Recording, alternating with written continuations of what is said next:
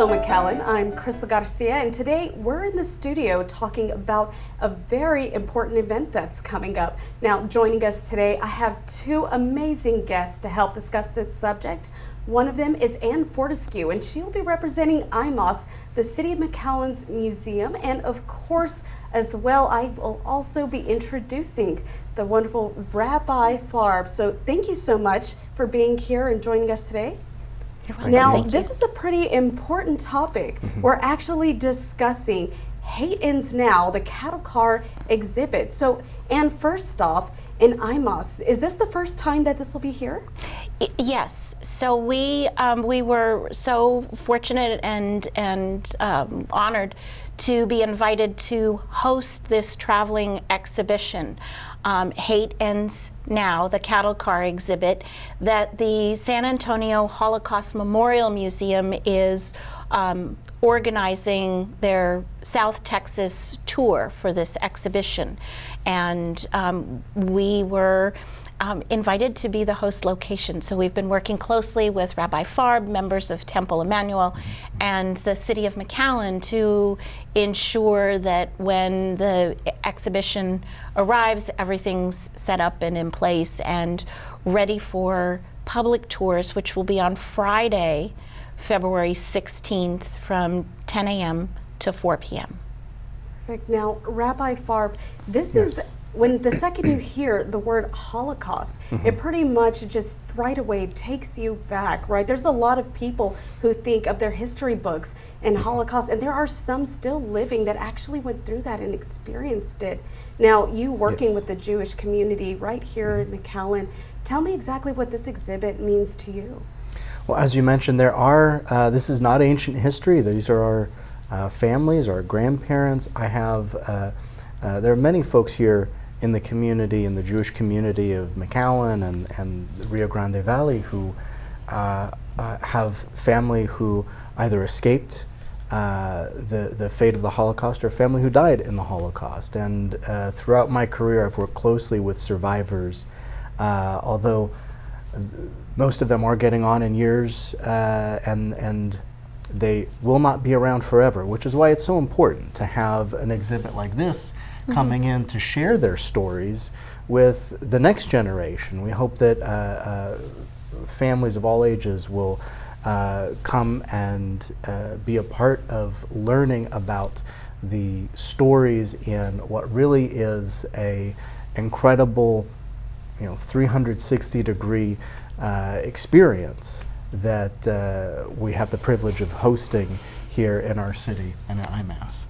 Perfect. And Ann, tell us a bit about this experience. Now, I was able to see a bit of videos, and it's very intriguing. You go inside this exact replica of what they were called a cattle car, which it truly was, where about, if I'm not mistaken, around 100 people were fit into this compacted area. Now, they get to experience, those coming in there to visit this, they get to experience the survivor stories. Tell me a little bit about what they can expect to see.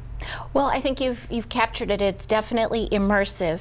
Now, while the capacity for the cattle car, certainly during the Holocaust, was 100 people. Capacity for the experience when the exhibit's here in McAllen is 20 to 25. So much smaller number of people experiencing it at the same time.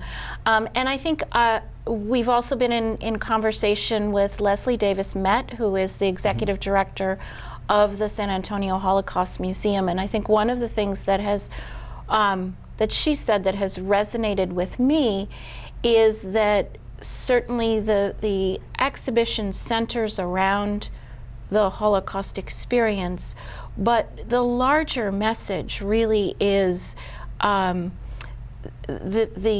eradication of hate and the coming together with tolerance and respect among individuals and among groups of people. So I think there's a really enduring message that can be conveyed with this type of immersive experience.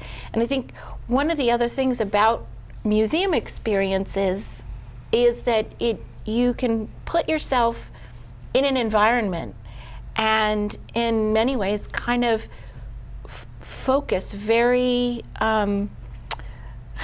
sort of very intently on a particular subject or topic, and that has a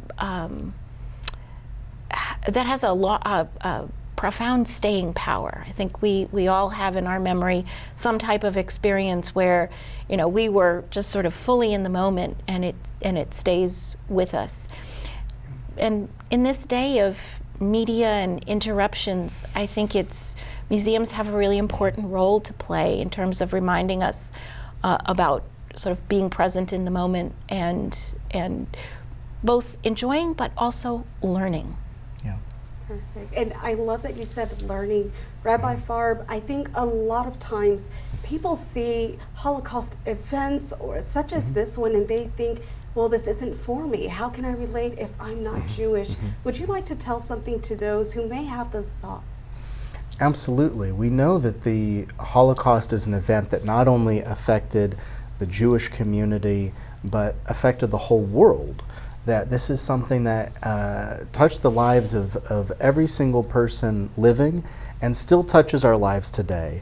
And even more than the impact that it's had on our world, understanding the Holocaust and understanding the atrocities that were committed also helps us understand not just our current world, but the future or possible futures that we have in front of us. Because there are so many ways that different societies can choose hatred. And in the past, we learned they have at times chosen hatred.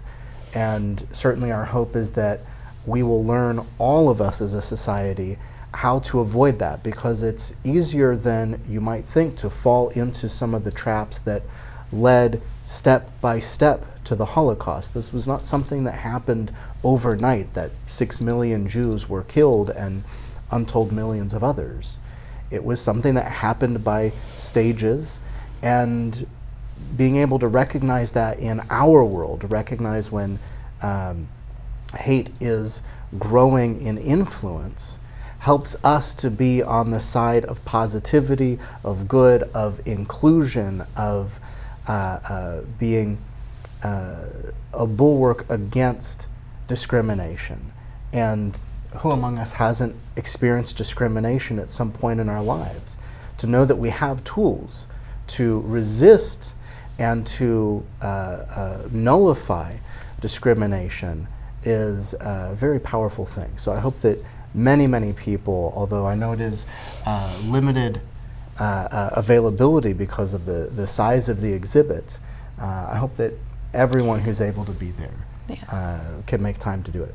I think if nothing else, certainly the exhibition coming to McAllen opens up people's awareness. And so the minute that you go on the website to register for a tour, you see the additional information, and as you pointed out, you have an opportunity to experience a little bit of the exhibit online. And I think to Rabbi Farb's point, that's a step in the learning journey in terms of the alternatives that we want to hate, and building that positivity and that inclusive society that works together. Well, Anne, Rabbi Farb, I just want to say thank you so much for your insight, your much needed insight, and also just for coming on. So again, thank you, and we'd love to have you on another time. Thank you for having us. Thank you so much. Thank you. Now again, this is going to be taking place February 16th. So if you want to come out with your family, with your little ones, you can. There is a suggested age. However, that is just a suggestion, so it is not mandated. That suggested age is going to be 12 years and up. In the city of McAllen, Crystal Garcia.